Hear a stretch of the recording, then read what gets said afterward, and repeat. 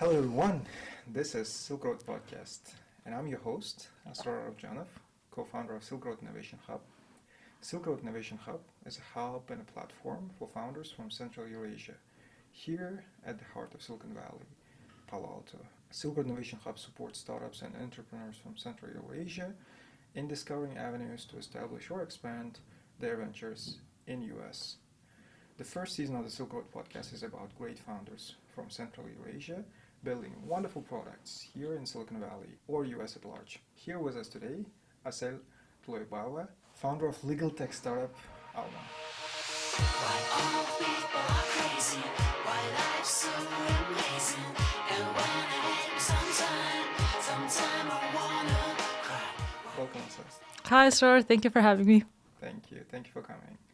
Assel has experience in product management. She worked as senior product manager at Step, which is fintech startup offering banking for teenagers, which is really interesting. She also has experience as digital products manager at EY. Ernst & Young, as you all know, is one of the largest consulting firms, the so-called Big Four. Assel is alumna of Barnard College, one of the four colleges at Columbia University, and holds MBA degree from Harvard Business School. Once again, welcome, Assel. Without further ado, let's get to know you. Let's start from your current venture, which you're doing. Tell us about Alma. Yeah, happy to. So first of all, Alma, for your listeners from Central Asia, actually pronounce Alma, but as your listeners know, it means apple.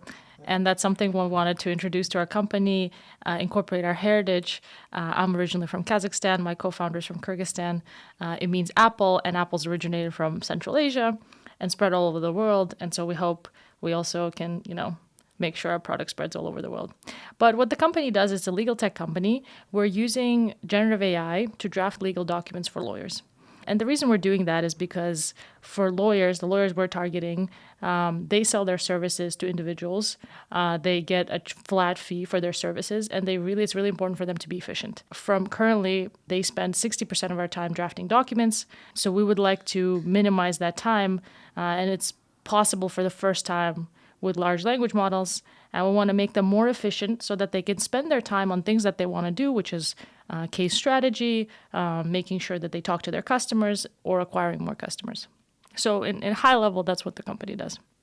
This is really great. It sounds like most of the founders from our region, they go through the route, talk with immigration attorneys, they choose a strategy, what's best for them. And the product we're offering, the services, make the immigration attorneys more productive.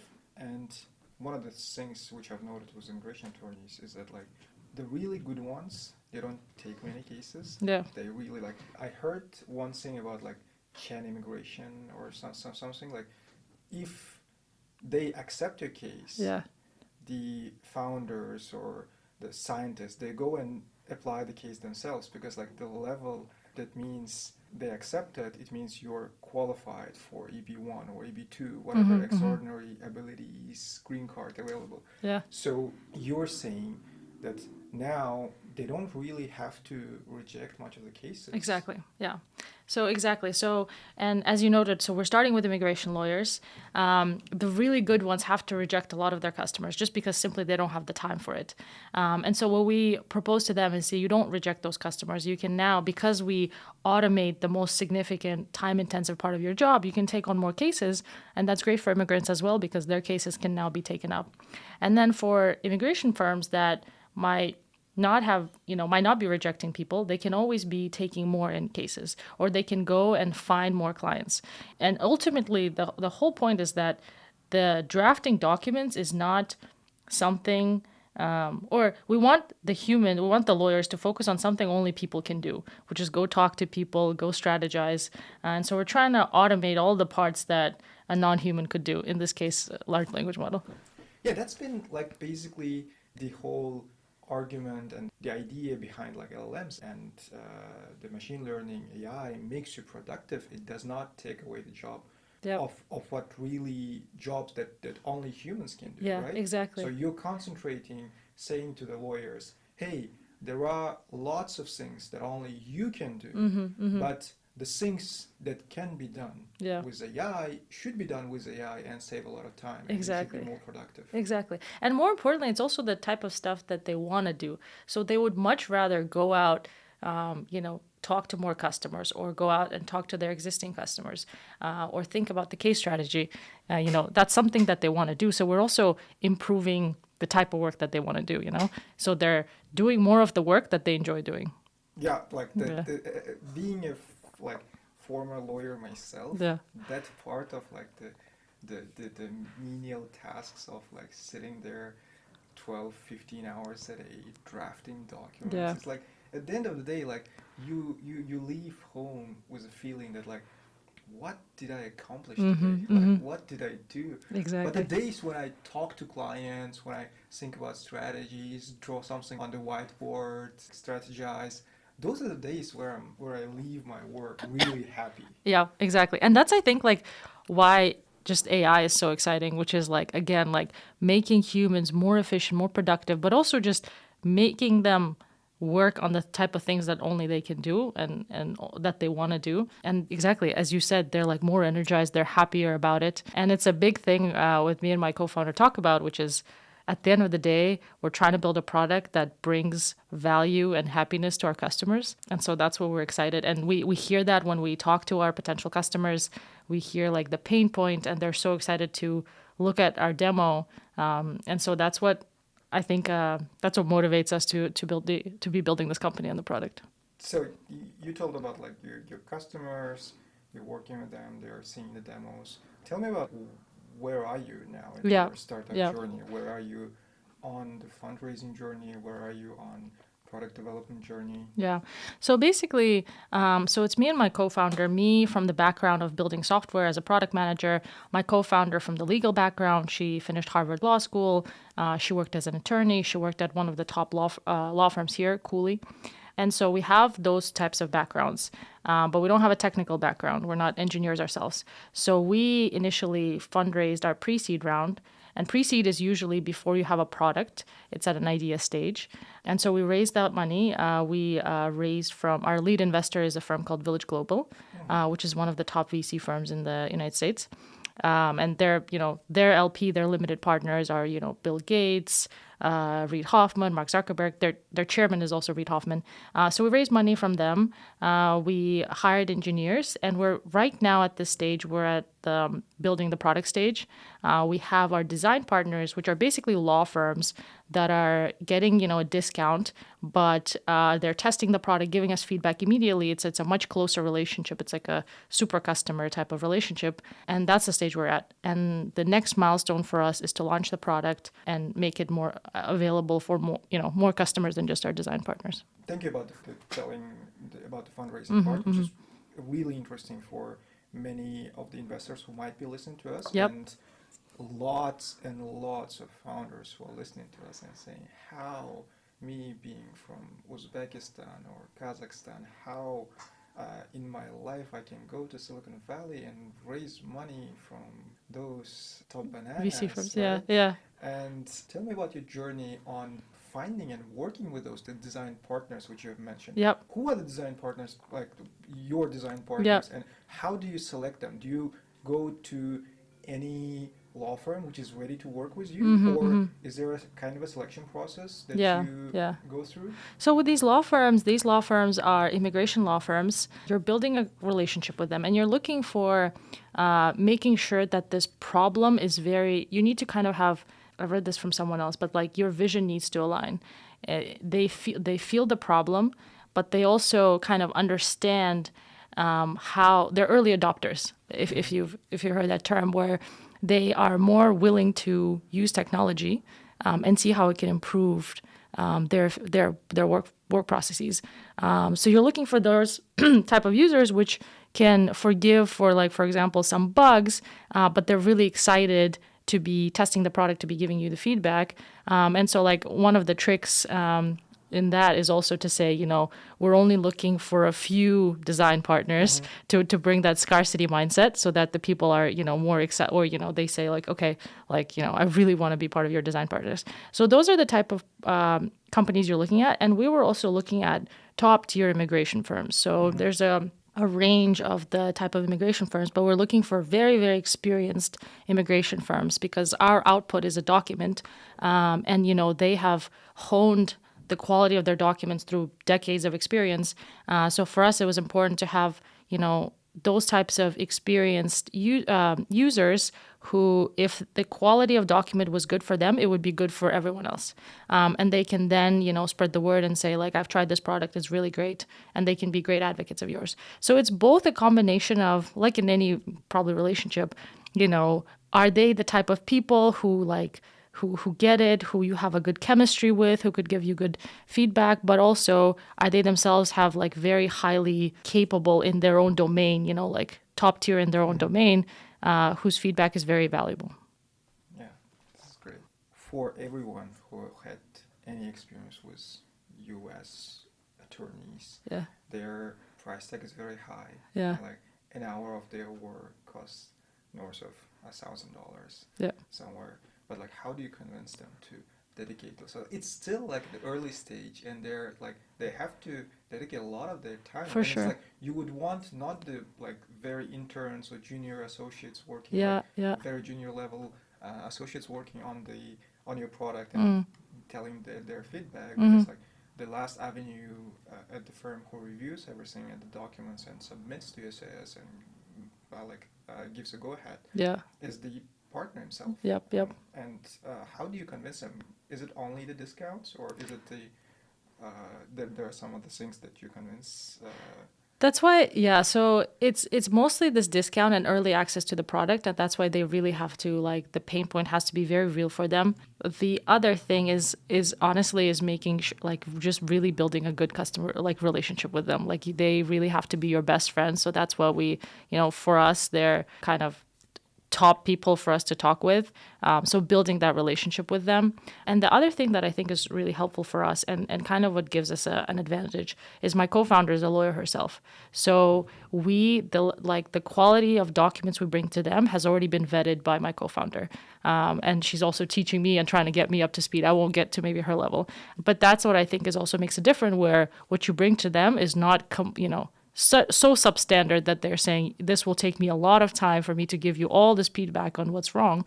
But when we get it to like 90% there, then they can tweak things and say, okay, this is maybe what you're missing because you don't have decades of experience. So it's a very good point, which is they're your early customers, but you still have to respect their time and make sure that the value they can bring in terms of feedback is, something that you cannot get yourself. Yeah, this is great. One of the things I really wanted to talk about, like, I've used most of the DLMs available nowadays, and the problem with all of them is that the hallucination level is really high. Yeah. And I try to give as accurate prompts as possible and feed it the information. I specifically train them beforehand before they give out me some results. I train them for hours straight. Yeah. And even after that, there are problems. Yeah. Sometimes it seems like it's written you have to control the tone, you have to control the accuracy. There are lots of things to work on those. Like, how do you want to get there? Yeah. That it's like the end result document is acceptable to a lawyer level, U.S. attorney level. Yeah. And acceptable to and be as simple to be read by any level, like starting from junior level of USCIS or whoever is reading the document, court document or whatever. That's a great question. That's like number one problem of large language models is the hallucinations. For some companies, it's a feature. For the more creative type companies, for companies like ours, it's more of a bug. But so a great one of the strategies for us, right, is we're selling to immigration lawyers. So at the end of the day, we're not selling directly to customers. And immigration lawyer at the end can do the final check, can do the final vetting to make sure that everything that's on paper is, accurate and correct. So that's one aspect to it. The second aspect to it in terms of hallucinations. With hallucinations, what we found is usually they happen because you don't feed it enough information. So you say, hey, like, make sure you talk about this and this. But if you don't give it the information, it's like, okay, I need to talk about this person's, I don't know, background, but I don't have this person's background. Let me come up with a background, so I can satisfy what you're asking of me. So one of the approaches for us is to make sure we feed it accurate information and complete sets of information so that it doesn't make up things. And it's a lot of trial and error, as everyone working with large language models, it's a bit of a black box. So making sure you find the right approach. And the lastly is we have our own kind of approach to highlighting those hallucinations and showing it to our users. So because we cannot completely eliminate them, that's a problem, that OpenAI is working on, all these big companies, on how to reduce them. And the great thing for us is once they solve it, they will solve it for us. But for us, we cannot spend our time and resources trying to solve that, nor is it possible, but we can just make sure that we highlight them accurately when they do happen. So that's our approach. And even with hallucinations, the value of the product and what we provide is so high that you can review like a couple of hallucinations and it still you'll be more efficient than you having like written a perfect document, that has high accuracy because you wrote it, but then you spend all the time actually writing it.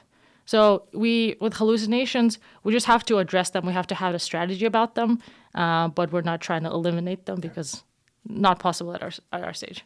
That was actually where I was going to ask my next question would be, if I would be offered the product, it would not be okay for me to get a 2x productivity. Yeah. I would expect 10x productivity. Yeah. So you're saying that whatever you're offering makes the attorneys so much more productive that they're okay to work at the end on some of the problems that might still be left. Exactly. After, yeah. So basically the calculation we do is, we take the time that they spend drafting a document. And so let's say, 6 hours. And with us, the time it takes for them to use our product and then to review the final version of what we come up with has to be way less, exactly as you're saying, like 10 times less than what it would have taken them to write it from the beginning. And I think there's now, AI is very much kind of in the culture. So people are understanding those things, but it's just, educating people on, these might be the gaps, but also just making it from a user experience angle, making it very easy to review the document. So that's kind of our number one, like document quality and making sure it's very easy for you to quickly review and edit the document. Currently you're working with immigration attorneys and you concentrate on this specific niche market. Yep.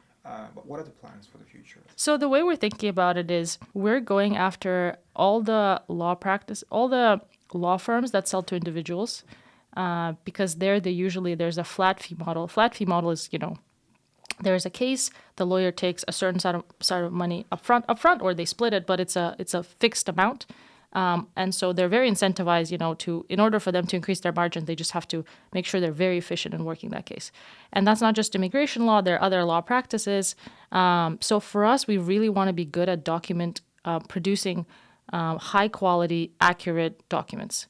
And that's a need in other law practices as well. So for us, the plan is first to start with immigration, but then go to other law practices adjacencies where that's also a need. Family law is another example. You have to write like long legal briefs. But we want to hone the capability, build out the capability in immigration, and then move to the other piece. But for us, that's kind of the bigger vision. So we're talking about the documents, the documentation and the attorney's work, which are concentrated more on a creative side, that you have to create something from scratch, like the USRS, the immigration background story, which you have to write like the 10 to 30, 50 pages of document.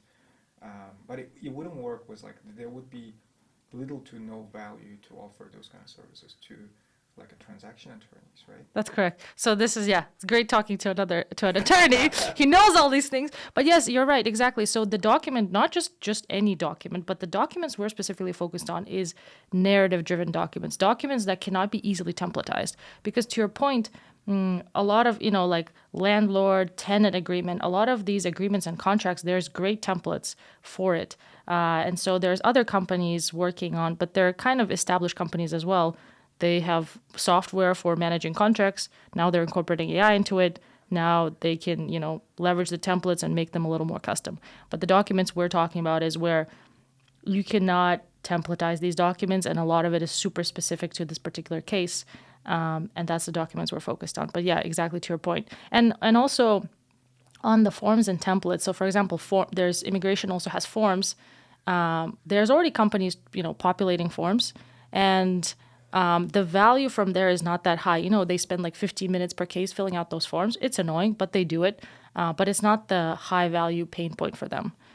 So that's another reason why we're not going after that, because it's been done and it's just not that valuable to solve it. Recently, the valuations in startups, especially in AI, like even after this VC and venture investment, winter, the valuations are really high. If you pay attention, and what are the competitions in what you're doing, which are some new startups, and what are some of the incumbents which might come up, hey, we should do this. Can you tell me about those? Basically. Who are you thinking? Even without mentioning the names, just an idea. Yeah, sure. So if you look at the legal tech landscape, if you look at kind of the type of companies that exist there's roughly 3 types of companies. One is knowledge management. So in litigation, when you have to say, okay, precedent of case, blah blah versus blah blah, all of that knowledge, pulling the context of those cases, or even the cases themselves. There's 2 big incumbents in that space. You know them, LexisNexis, Westlaw. So they're the incumbents, and they are already doing this, building AI on top of what they have. So that's one type of company. Does not make sense, but it's hard for a startup to go and try to catch up to them or to beat them. They have a really big advantage. The other one is contract management. What we're talking about. It's contracts. You have to manage, who said what, who accepted what you negotiated. Again, incumbents in that space, ironclad, every sort. Again, they're already incorporating AI into their product. It's hard to catch up to them. For us, that's why we found this our third domain of drafting documents, which there's not an incumbent. And specifically with our, immigration, family law, there's not an incumbent that already has captured most of the market, and they can just build AI on top of it. As you know, with AI, the difference of the AI wave versus the other waves is because before the incumbents were not an advantage, maybe from a distribution perspective, but they kind of had to re-architect their existing product in order to leverage this innovation. With AI, it's very easy to leverage this innovation for incumbent and for startup. So you need to make sure there's not an incumbent that already has a big platform and they can just incorporate AI into it and make it better. Because for a startup to catch up, you have to first build the platform, then incorporate the AI.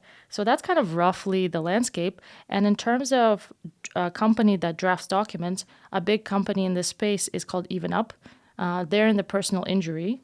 Personal injury is, where you see on, for example, in newspapers, have you been injured? Contact, this law firm. Exactly. So there's a lot of those law firms. So that's what they're focused on. They recently raised $50 million on $350 million valuation. They're a very big company there, and they draft documents. So that's kind of who we see as the closest competitor to us, where that's the core capability they're working on. They're also roughly in this personal legal services space that we're in. Okay, great. Let's move on to talk about the founder's journey. Yeah. You worked at Step. Yep. Step is a fintech which offers banking for teenagers. That's correct. Mobile first banking for teenagers. Yep. This is really great. When I read about the company, I said it's a great company. Yeah, it's a great and idea. I heard that you're working there. Yeah. What was your feelings when you were leaving the stable job, tech, and Silicon Valley, and you were pretty high up, senior product manager in the company, and what made you make that step? Yeah. And did you get within a short period of time, a year or so, all the experience you wanted to get, or what was that like? Yeah, that's a great question. So I think, so I've always wanted to start a company in my life. I thought, that's the ultimate goal. Eventually I'll start my own company. I just wasn't sure when. So, and at business school, the reality of me being a founder was more clear and was more real. Yeah, was more real, because I was seeing a lot of my classmates with similar years of experience to me, similar backgrounds, starting companies and starting successful companies, or like alumni of HBS who right after school started something and they were successful. So I think that really helped in that it solidified that this is possible, and my peers are doing it, and why shouldn't I be doing it? And also I took this class called Launching Tech Ventures, where a professor who himself was a former entrepreneur, and he was very successful by the time he was 30, or by the time he was 40 maybe, and then he decided to just start teaching. But he talked to us about, if you already got into HBS, you will always find a job. You overestimate your downside. If your company fails, you can always get a job, and you underestimate the upside, which is the only way for you to meaningfully accomplish something is to start your own company. He was obviously very biased, and that was the whole point of the class. But that kind of again put a seed into my head of you. And he also said, if you don't start a company right after business school, you'll never start a company. He was very polarizing that way. But for me, yeah, I joined Step, and I was looking for. So right after school, I thought, okay, I don't have a concrete idea. I don't have a co-founder. I should join a startup first to see what it's like to be at an early-ish stage company. And that's why I joined Step. And it was also a great idea and a great team. And so, to be honest, I thought I would stay there for longer. I didn't think it would just be a year. I thought it would be 3-4 years. I would learn a lot. But just, kind of things happen. And so my co-founder approached me with this idea. This was originally her idea. And just, I think, my co-founder, I always wanted to start a company with her. So she was at a stage where she was ready. So I was like, okay, you don't meet co-founders. Meeting co-founders like meeting, partner in life. It's very rare. And I thought this was the company. This is the person I would want to start a company with. And second big thing is this wave of AI, and all the other waves, internet, mobile, cloud. I was too young to start something. This is one where I could theoretically had enough experience, had enough capabilities to try something. And so that was kind of the big push of one of the pushes. There are many things why I wanted to be a founder, but that's why I was like, if it's not now, I might miss a lot of opportunities. I'm also in Silicon Valley where all of this is happening. It's kind of if you don't do it now, it will be a big miss potentially. And also another one is in terms of being ready to be a founder. I've talked to other people. They said the only way you can be a better founder or to prepare to be a founder is to be a founder. So, so I was like, okay, good point. So that's why I decided to start a company. But yeah, it was. I wasn't planning on it initially, but at that point, it felt like a good time to do it. And my last day of work was the first term sheet that we got, which was very symbolic. And I was like, okay, this is a good sign, that I'm going in the right direction. Really? Yeah. Yeah. I'm not gonna ask do you need a Harvard MBA degree to start a company? But I'll ask more about your EY experience, Okay. which is a great company. Yeah. And the experience you did over 5 years there as a product manager, reached the manager level. Yeah. And you did most of the similar things. Yeah. Which would require you from a founder. Yeah, right? yeah. Work on a product, Yeah. developing things, and you're doing it for some big corporations, developing internal tools, some new product for them. Tell me about that experience, how that helped you, and what are some of the works that you did early in your career or at a later stage, which is directly relevant to what you're doing. Yeah. I was actually talking we had about it today, about me being a product manager before, very similar to what I'm doing now. There's other things, of course, I have to think about, funding and hiring and all those things. But at the core, the job is very similar, which is as a product manager, you have to go, talk to your customers, find a problem or discover a problem, check if the opportunity is big enough that the problem is worth solving, talk to the customer, see what exactly, is wrong, how to fix it. So all of that is honestly kind of very similar to what I do now. And I think it prepared me pretty well to that. Product managers are often called mini CEOs. Some people debate kind of that term, but you are, in charge. It's just on a smaller scale. You pick a feature or a product and your job is to go out there and make sure it's successful. So at EY, it was a great opportunity. So it's maybe known for auditing, but it's also has a big consulting arm. So that's what I joined in New York. And I also specifically joined the digital strategy arm, which was like the most talented people at EY. And we had an incredible team, and we would go out to banks and help, try to help them with digital strategy and make sure that they're not left behind. So the benefit there of working at EY and working at a consulting firm is just exposure to so many different things in such a short period of time. So at 5 years at EY, I felt like I was working at like 5 different companies. So yeah, they were all great. And like in terms of even talking to now, what's relevant from the UI days is like talking to your customers, which, we also have customers now, and like managing, relationship with them. But a lot of things I learned were things that I think I actually subconsciously learned, which now which I find helpful.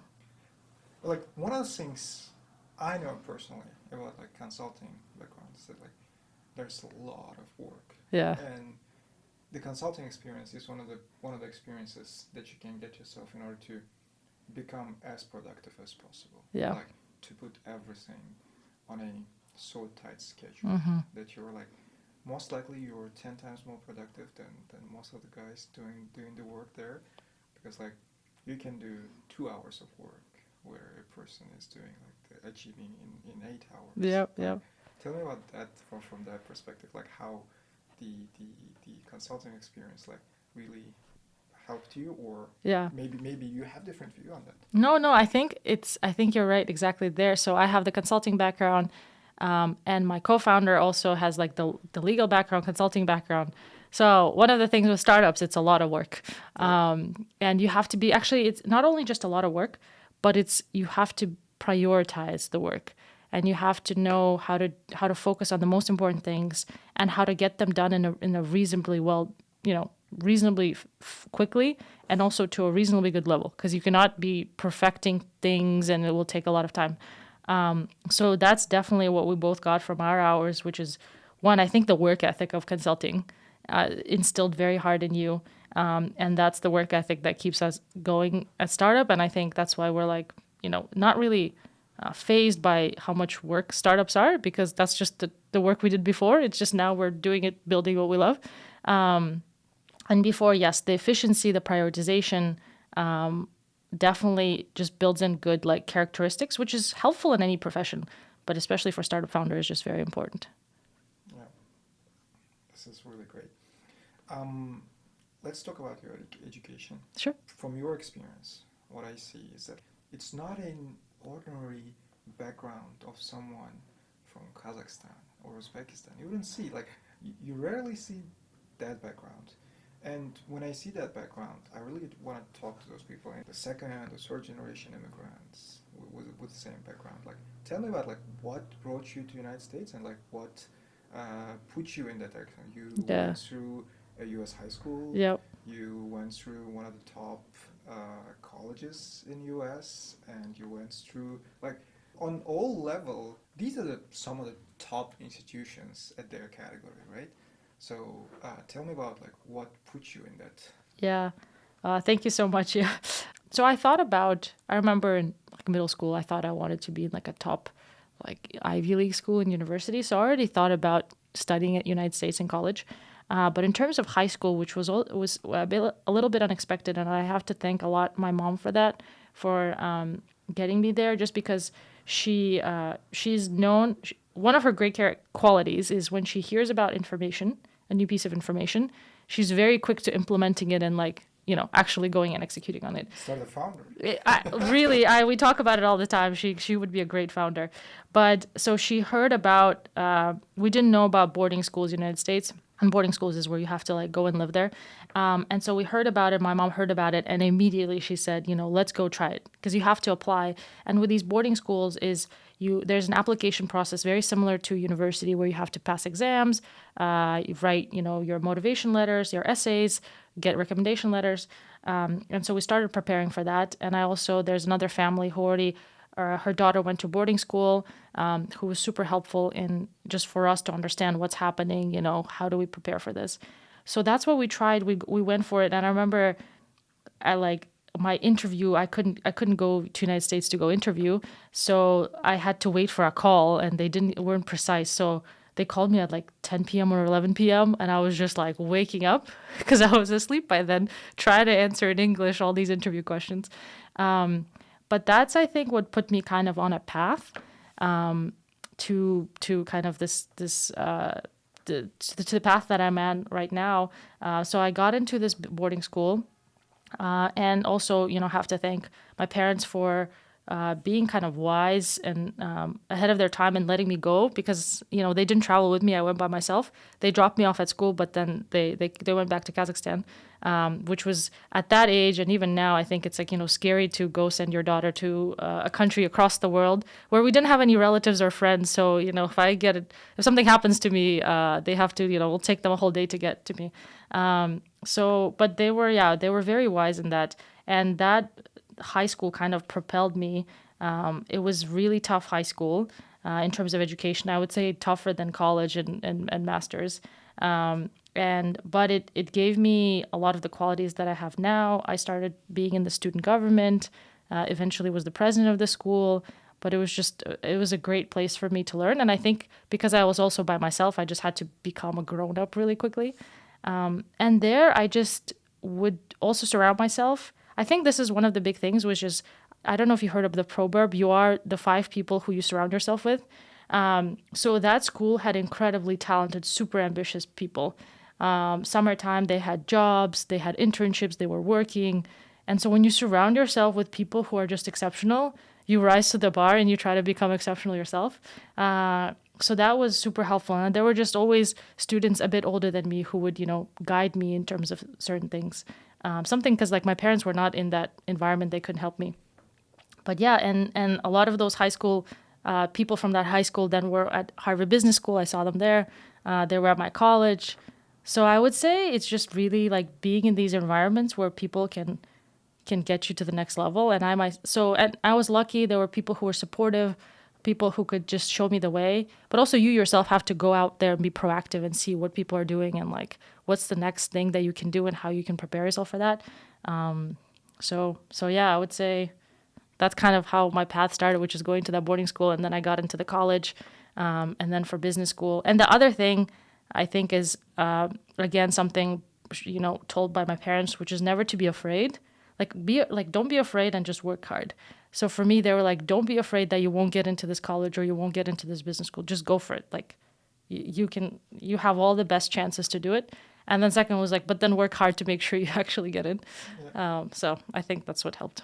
Yeah, maybe it's a little bit off topic, but like today I learned about the 4 colleges that exist in Colombia. Can you explain how system works, like Barnard College? Yeah, with Colombia. Because like, there might be some people who are really interested and they might know this information. Yeah. This is really interesting. Yes, so Barnard College is not like a very well-known college, but back in the days when girls and boys couldn't go to university together, all the Ivy League schools had their own women colleges attached to them. And, when that changed, when girls and boys could study together, they either, the women's colleges were either completely absorbed by the university or completely separated.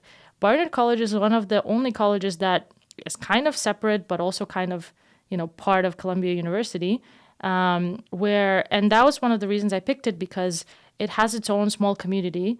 And, do you know the Barbie movie that's super popular? The director is from Barnard. Like, haven't watched it, but but course. the exactly. So has really incredible alumni from there. with a really strong like political science economics department, but at the same time benefits from all the resources from Columbia University, where we go take classes at Columbia University. Extracurricular activities are from Columbia, and so it has this interesting relationship where they're kind of together and kind of separate institutions. So you get the advantage of being part of a small college, but also the benefit of the resources of a large institution.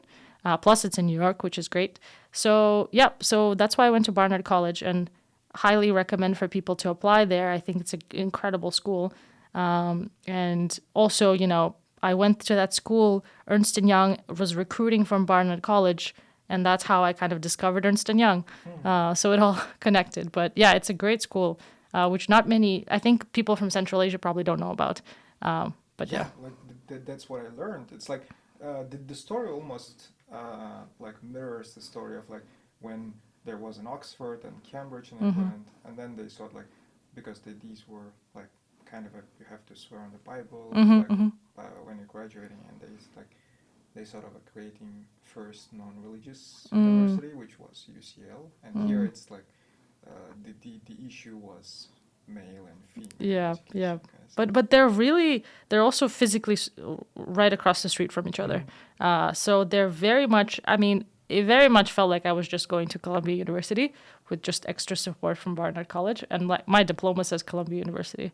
So it depends on to people in Americans. I say, I went to Barnard. People who might just not know about Barnard, I say, Columbia University. Great. Yeah. Okay. So you majored in economics and political science. Yep. Now you're doing startup. Yes.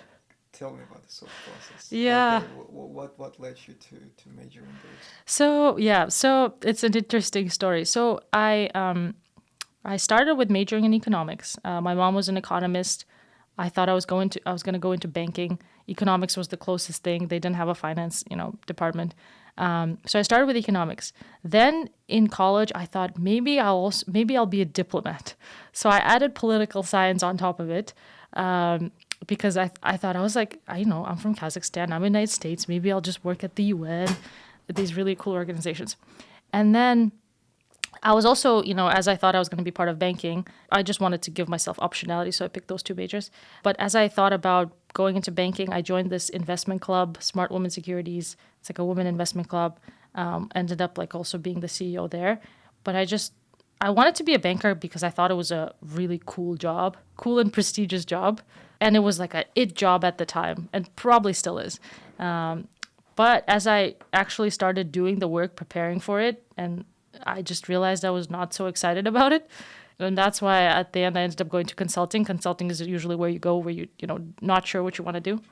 But my last year and I spent most of my time taking classes specifically for those two concentrations because it's 2 times the requirements. So I wanted to make sure I can get them done. But my last year, I took a computer science class, and I actually really loved it. I just, it was a lot of work, but I don't know, I like lost myself in the work, and I thought this is why when you first start university, they tell you go try many different things. I did not take that approach, and I was like, had I taken computer science my freshman year, I would have majored in computer science. But when I was my last year of school, it was already too late. So I like already kind of loved technology there. So that's how kind of the product management happened, because I didn't know that job existed, but I thought, had I known it, that would have been the path I kind of got there eventually anyway. But I would have been more thoughtful about it. But I would have taken computer science because that's what I really liked. But now now I'm working with technology. So, that part of me is fulfilled. But that's why I highly recommend to all the university students who are starting out to try as many different classes in different areas as possible, because you just don't know. So that's kind of how the journey happened. Yes, exactly. Where I don't have a technical background, but I'm doing, working with technology a lot. Yeah. Thank you for sharing this. This kind of echoes like my own experience. Yeah. Like, you cannot expect from even like maybe like our grandparents like ages, it was the same where everyone like was sure and there was not many job opportunities. Exactly, right? yeah. But nowadays, I think it's really tough to expect someone even at the college level to be for sure what they know, and like the only option is to go ahead Yeah, and try. as many Yeah. things as possible, whatever you like. 100%. And I like keep hearing this thing that like the our parents' generation are the last generation that held one career throughout Their whole life. Yeah. Probably Yeah. we're gonna have like So many. 5 or 6. Yeah. Like, me myself as a lawyer, like manager of companies, Uh-huh. coming here. No, That's exactly. really And interesting. also, like, the world changes so quickly, right? And you don't even know what a job could be in the future. So I was talking to someone recently giving advice to someone who just graduated, and she was just so stressed about picking a job. And I said, you don't have to now figure out your whole life ahead of you. You don't know. So just follow your interests. That's the closest thing you can do. But just like go really hard, make sure you get results, but then you can pivot. But yeah, it's just testing and Yeah. trial and error. Yeah. If we move on to Harvard Mm-hmm. Business School experience, I'm going to tell you 2 things, Mm-hmm. and you can tell me your opinion on those. Mm-hmm. The previous episode, we had Mustafa Sakalsız from Turkey, Mm-hmm. and he's the CEO of Pika, and he was the CEO of a YC-backed company previously, and he has this vast experience in software development. Mm-hmm. One of the things he said, he went to MBA in his college, in his alma mater, Mm-hmm. later, like after 20 years, I guess, Mm. 17 years after he finished his bachelor's degree. He said, the MBA does not teach you to get from 0 to 1. Mm. Like he's saying, it's more like it teaches you the processes inside, how to run a really big company, or at least like mid-level companies. And the second thing I hear about MBA degrees is that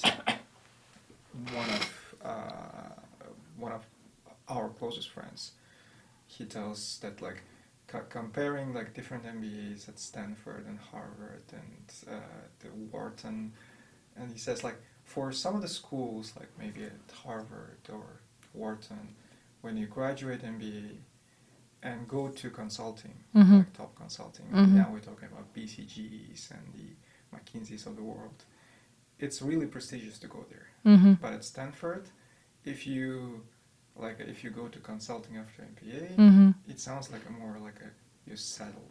Yeah, that yeah, option. yeah, It's yeah. like, tell me about your attitude. What was the reason for you to say, hey, I'm going to do Yeah. master's degree Yeah. in business administration, and I'm going to do whatever. And how did you come to that journey after Mm-hmm. finishing MBA? Especially like you telling me your professor in the startup or Yeah. Launching tech ventures. launching tech ventures Yeah. told you like you have to start your startup Yeah. after graduating MBA or else you wouldn't Exactly. start. Exactly.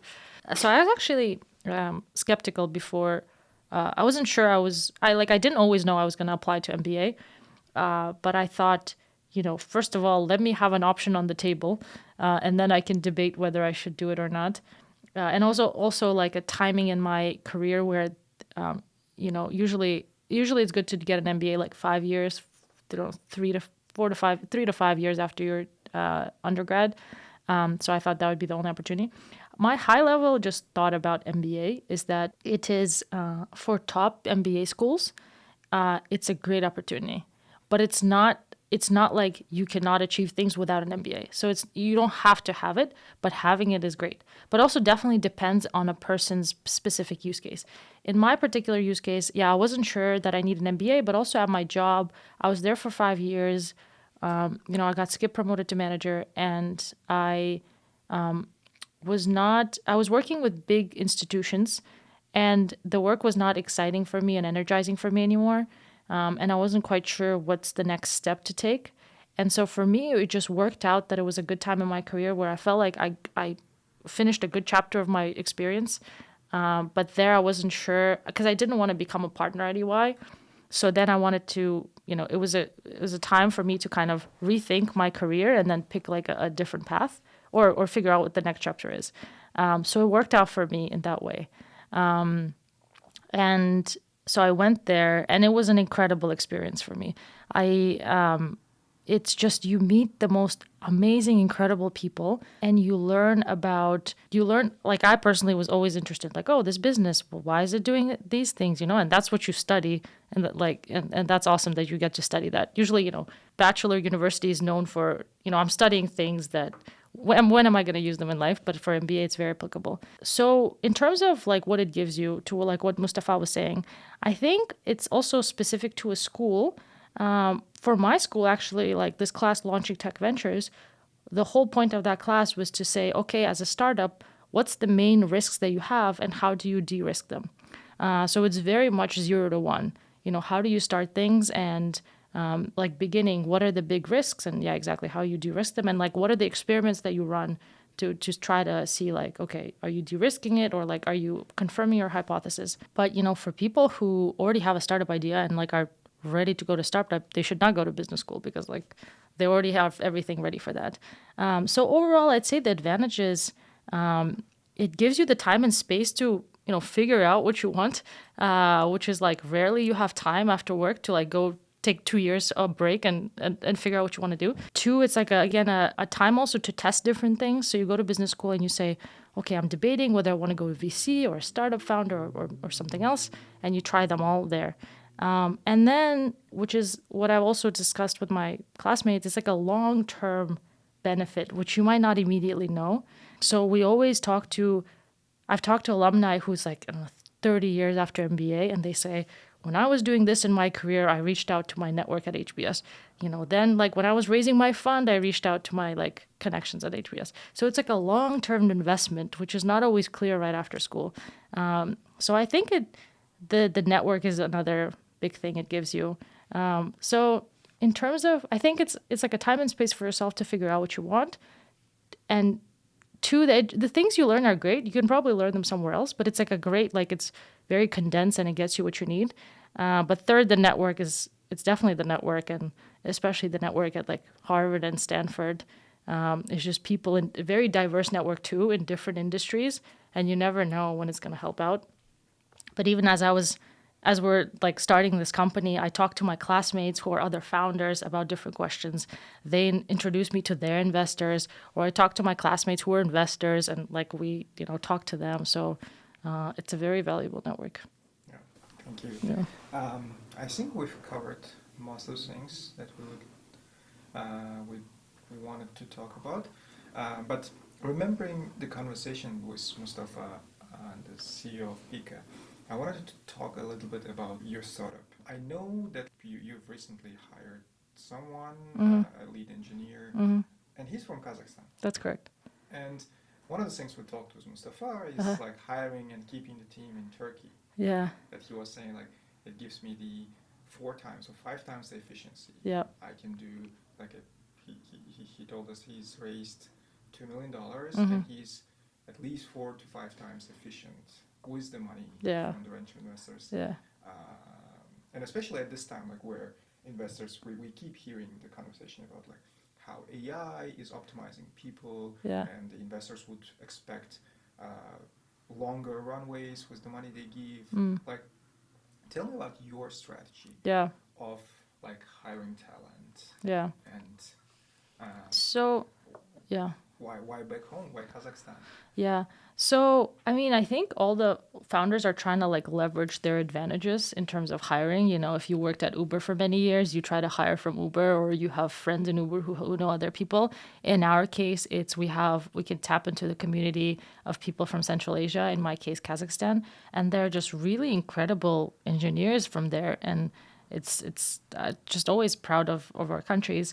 And this particular engineer worked at Google in Switzerland. So I think we just have to tap into the advantage we had, which is who are the best engineers from Central Asia that we can hire, because, again, that's the advantage we have. In terms of kind of the other strategy in terms of hiring people for us is bringing them here and working with them physically here.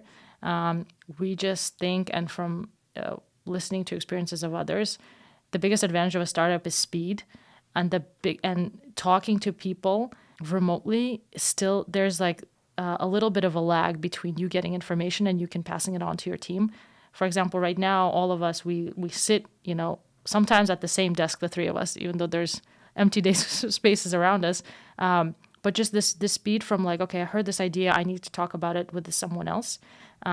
So that's why our strategy is looking for tapping into our community of those who know really great engineers. By the way, we're hiring ML engineers, so if you know anyone, reach out to us. But then also making sure they work physically with us. Okay. And I think the world is it's interesting because like COVID really changed, right? The whole remote, work, and then made it more normal that you're working remotely. But I think it's actually slowly also coming back to the office with now companies asking their employees to come. And it's just, again, as a startup, your only advantage is speed, so you have to use it to the maximum. So that's why we're trying to bring everyone here and working with them physically here, which is hard, but that's still kind of the bar. So that's been our thoughts. We're not talking at this like the efficiency wise and keeping the team like the Pika level where he keeps like 99% of the team. There are a couple of people here. What's your strategy going forward? Do you plan like if there are great teams when you're going Series A after that? Yeah. Are you considering like keeping the team there, or is it the strategy that you still would want? So what we heard from one like really prominent VC is under 100 people, you should all work like physically together. So that's kind of the number we have in our head of physically together. Of course, there's, the talent that you look at. Ultimately, like even when we're looking at someone abroad, we're saying, okay, how quickly can we bring them here to the United States? So to be honest, I think up until as much as we can, we're going to try to bring people here and work with them here. The second best is working in the same time zone. So that's the second best approach. But ultimately, eventually with the goal of bringing people here. So we'll see how we'll succeed on that, but that's our approach. Great. Yeah. If you can give one, maybe not one, maybe more reasons for the Silicon Valley VCs or US VCs at large to invest in founders or teams from Central Asia, from Kazakhstan specifically. Yeah. What would those reasons be if you're trying to sell to those guys to invest in those companies? Yeah, definitely. Or the founders with the background and a strong connection with the region like yourself. Yeah. Or teams who are building some great products from Kazakhstan. So I think there's actually a study about immigrant founders and how there's higher chance of success in immigrant founders, and they look at like certain characteristics that you already took a risk. It's kind of an entrepreneurship risk to come to a different country and like start your life again. So you already have that entrepreneurial mindset, entrepreneurial characteristics. Risk taking, using the resources you have, adapting, working quickly. So I think founders from Central Asia already have that advantage, which is we already came here. We already figured out how to, establish ourselves here, how to achieve certain things here. And I think we also talk about this with other founders from Central Asia, but we like left home, right? We left our, time with our family. So we are really, we work really hard to make sure that the time we have here is spent efficiently and productively. And we also came, left our homes to come to the United States for better opportunities. So we need to make the most out of it. So I just feel like founders from Central Asia are hungry, and they're they just work hard and they're gonna make it happen. So that's why I think founders from Central Asia are great investors for VCs. And to your point, we have this advantage of tapping into a community of really strong engineers, really strong talent from our countries, which we have access to, which others might not. Our engineers we're really good. Our countries are known for our excellence in hard sciences, and we win Olympiads in those areas. And usually scientists go into computer science, so it's just it's a great resource that VCs can tap into. Yeah, it's great that there are more startups appearing in Silicon Valley. So great talent from the region does not just go to Google Yeah, no, and work. it's amazing. I mean, thanks to you guys as well. We meet founders from Central Asia, and we're just every time so proud. And every success from Central Asia is a great thing for rest of Central Asia. It helps other founders get invested and supported. But it's just, yeah, I'm just always so proud and happy about seeing other founders and seeing their successes. Yeah, just as an information, we're using two different terms, which is Central Asia and Central Eurasia. Central Asia as a term, there are specific countries, it's Kazakhstan, Uzbekistan, Tajikistan, Kyrgyzstan, Turkmenistan. Some include Afghanistan too, but like there are 5 countries in Central Asia as a term. But in Central Eurasia, which we work with the founders, it's all those 5 countries, including work with Mongolia, Azerbaijan, Turkey. and Turkey. So there are more countries in the community, but yeah, we are working with the community which we can quickly tap into. Yep. Maybe there will be more countries and more founders to Yeah. represent and to work with. So thank you Definitely. so much for taking the time. Assel. Yeah. It was a wonderful conversation. I wish great luck with all your future endeavors Thanks so much. with product building, hiring. Thank you. Apply for if you're an ML engineer. Yes, please. Or any other role, we will think how best to maybe you could work with us. But thank you so much, Asror, for having me here. It's a great podcast and just great things that you're doing, you and your co-founder. So thank you so much for your support.